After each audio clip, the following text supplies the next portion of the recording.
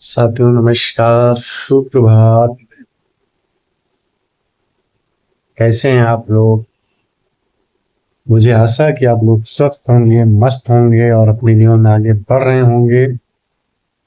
और यहाँ जो भी जानकारी हम लोग ले रहे हैं, उन जानकारियों से हम लोग कुछ सीख भी रहे होंगे और उन जानकारियों को हम सब लोग अपने जीवन में आत्मसात भी कर रहे होंगे, अपने जीवन में अप्लाई भी कर रहे होंगे।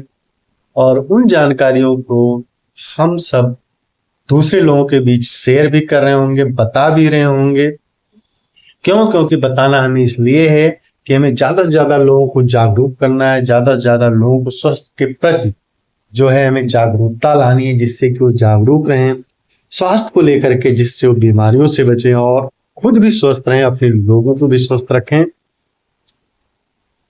तो जैसा कि आप सभी लोगों को पता है कि इस समय जो भी टॉपिक हो रहे हैं वो फैट को लेकर के हो रहे हैं। तो आज का टॉपिक भी उसी को लेकर के है। तो चलिए चलते हैं हम लोग अपने टॉपिक पे। तो सबसे पहले आप लोगों का मैं हार्दिक स्वागत और अभिनंदन करता हूं इस स्वास्थ्य के प्रोग्राम में। आइए चलते हैं हम लोग अपने टॉपिक के ऊपर। और जैसा कि हम लोगों ने इसके पहले कई वीडियोज में बहुत सारी जानकारी हम लोगों ने ली है फैट को लेकर के, वसा को लेकर के। जैसे कि वसा क्या है, वसा का फंक्शन क्या है, वसा के प्रकार क्या है, जरूरी वसा क्या है, गैर जरूरी वसा क्या है, ओमेगा 3 क्या है, ओमेगा 6 क्या है, हमारे किन तेलों में जो है कौन से फैट की मात्रा ज्यादा रहती है। तो ये सब जानकारी हम लोग ले चुके हैं और अब हम लोग आज उसके आगे की जानकारी लेते हैं। तो साथियों, आज जो हम लोगों का टॉपिक होने वाला है, what is the highest source of fat, इसके बारे में होने वाला है। यानी वसा का सर्वोच्च स्रोत क्या है हम सब लोगों के जीवन में, हम लोग उसके बारे में बात करेंगे। जैसे स्लाइड में आप देख रहे होंगे, वसा और खाने के अन्य चीजें हैं, जैसे मेवा हो गया, बीज हो गया, अन्य चीजें हो गई, दूध और डेयरी उत्पाद हो गया, मांस, मुर्गी, मछली और समुद्री स्रोत हो गया, सर्वोच्च और मिलेट्स जो हो गया, दालें और फलियां हो गई, ब्राउन टेबल हो गया, फल हो गया, जड़कंद, इस तरह की चीजें आप जो है स्लाइड में देख रहे होंगे। अब आइए इस पे और थोड़ी सी जानकारी हम लोग लेते हैं। सबसे ज्यादा जो फैट हमारे शरीर में आ रहा है वह है जो हम अपने भोजन में ऊपर से डालते हैं, यानी कुकिंग ऑयल से। 46% फैट जो है हम तेल खाना बनाने में इस्तेमाल करते हैं, उसी से आ रहा है। यानी हम सबके शरीर में जो फैट आ रहा है, जो हम सब के घरों में भोजन बनता है, तो 46% जो है फैट उसी से आ जा रहा है, जिससे जो है हम सबके घरों में खाना बन रहा है। और ये अभी जल्द का डाटा है, यानी आप ये कह सकते हैं कि जो फैट आप ले रहे हैं उसमें से आधा भाग यानी 50% फैट कुकिंग ऑयल से ही ले रहे हैं। यानी अब सोचिए, हम सबकी लाइफ में 50% फैट को कुकिंग ऑयल से आ जा रहा है। केवल हमारे घर में जो भोजन बनाने के उपयोग में जो तेलें हैं उनसे आ जा रहा है। और बाकी सब फैट आता है हमारे नट्स से। बाकी और चीजें जैसे हम लेते हैं, हमारे नट्स हो गए, दूध हो गया, सीड्स हो गया, या दूध से बनी जो वस्तुएं होती हैं, डेयरी उत्पाद आप कह सकते हैं, या सीरियल हो गया, मिलेट्स हो गया। और ये सारे हिडन फैट होते हैं जो हमें दिखते नहीं है। तेल तो हमें दिख जाता है, लेकिन ये सारे जो फैट होते हैं हमें दिखते नहीं है, छुपे हुए फैट होते हैं, छुपे हुए वसा होते हैं, हिडन फैट होते हैं जो हमें दिखते ही नहीं। इनसे भी फैट जो हमारे शरीर को मिलता है। चलिए अब हम लोग जानते हैं कि एक बहुत ही इंटरेस्टिंग डाटा ये है, और ये डाटा आप लोगों को इसलिए दिखाया जा रहा है क्योंकि हम लोगों ने जाना है कि फैट एक बहुत ही पेचीदा न्यूट्रिएंट। तो साथियों, ये डाटा हम लोग देखते हैं, चूंकि फैट के बारे में जितना कहा जाए उतना कम है। फैट आप कह सकते हैं बहुत पेचीदा न्यूट्रिएंट। तो ये डाटा आप लोग देख सकते हैं, और ये भारतीय आप कह सकते हैं भारतीय परिदृश्य का एक डाटा है।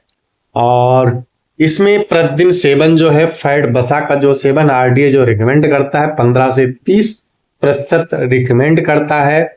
और बहुत कई देशों में इसका रिकमेंडेशन 36% है, और कुछ जगहों पे 22.5 है, भारतीय ग्रामीण में 19 है, भारतीय शहरी 26 है, और भारतीय शहरी 24 है। सैचुरेटेड फैट, ये जो आप देख रहे हैं सारा एक आरडीए मानक एक डाटा है कि कहाँ पे जो है कहाँ किस जो है किस देश के लोग या किस जगह के लोग जो है क्या मात्रा ले रहे हैं फैट का, सैचुरेटेड फैट का, एलए का, एएलएनए का, फूफा का, ये सब ले रहे हैं।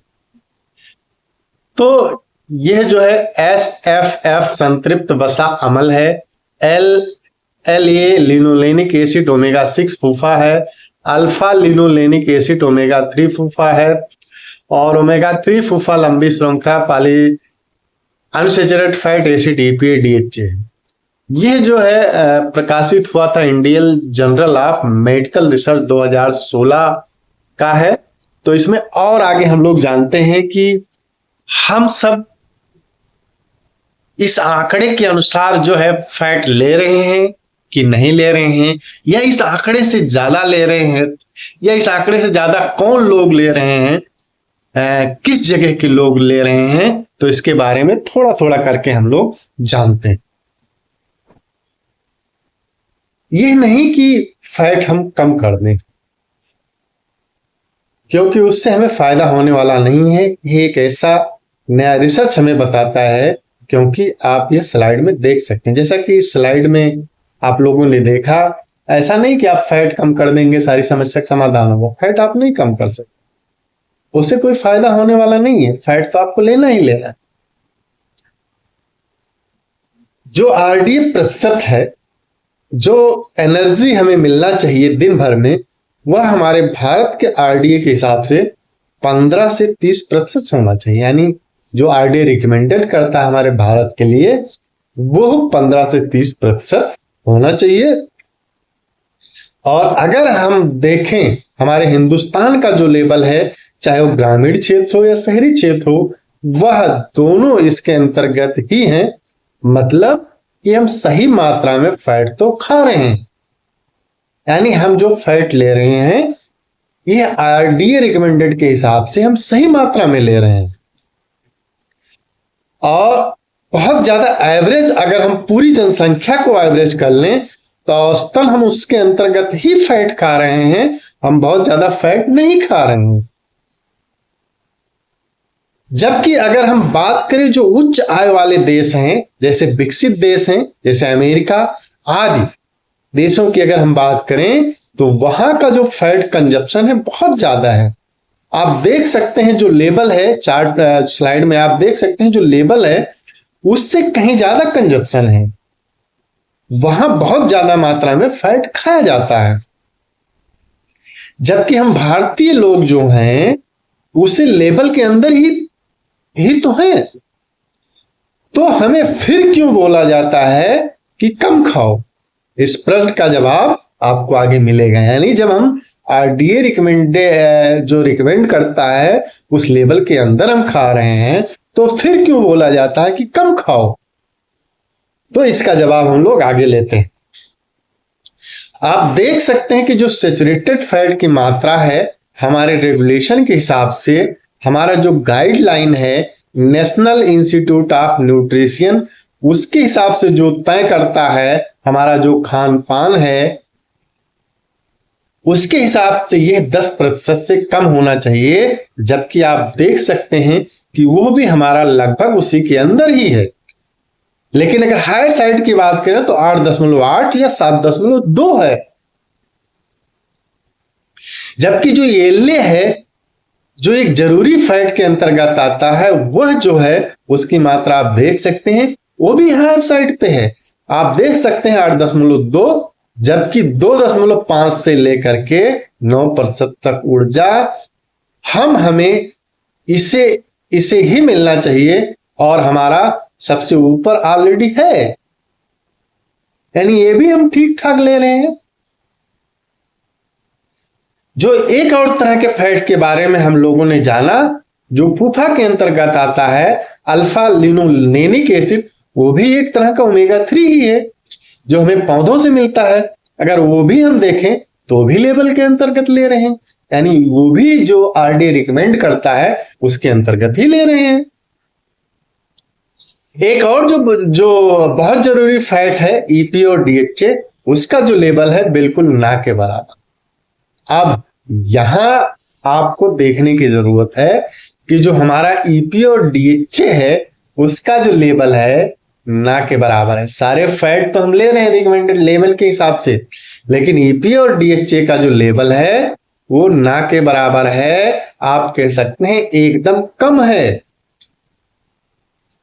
क्योंकि ये हमें ज्यादातर किससे मिलता है, वो समुद्र में पाए जाने वाले मछलियों से मिलता है, और वह आसानी से किन लोगों को मिलता है, वह आसानी से मिलता है सिर्फ उन लोगों को जो समुद्री इलाके के हैं, जैसे केरल हो गया, कर्नाटक हो गया, तमिलनाडु हो गया या पश्चिम बंगाल हो गया, तो उन लोगों को मिल जाता है जो समुद्री इलाके में रहते हैं। तो फिर फैट की समस्या कहां पर है? फैट की समस्या इस डाटा में है जिससे खाना पकाने के माध्यम के रूप में विभिन्न वनस्पतियों का तेल उपयोग करके, तो इसकी जानकारी हम लोग फिर नेक्स्ट सेशन में लेंगे, क्योंकि अगर हम इस सेशन को छेड़ देंगे तो समय ज्यादा हो जाएगा, क्योंकि ऑलरेडी समय हो चुका है।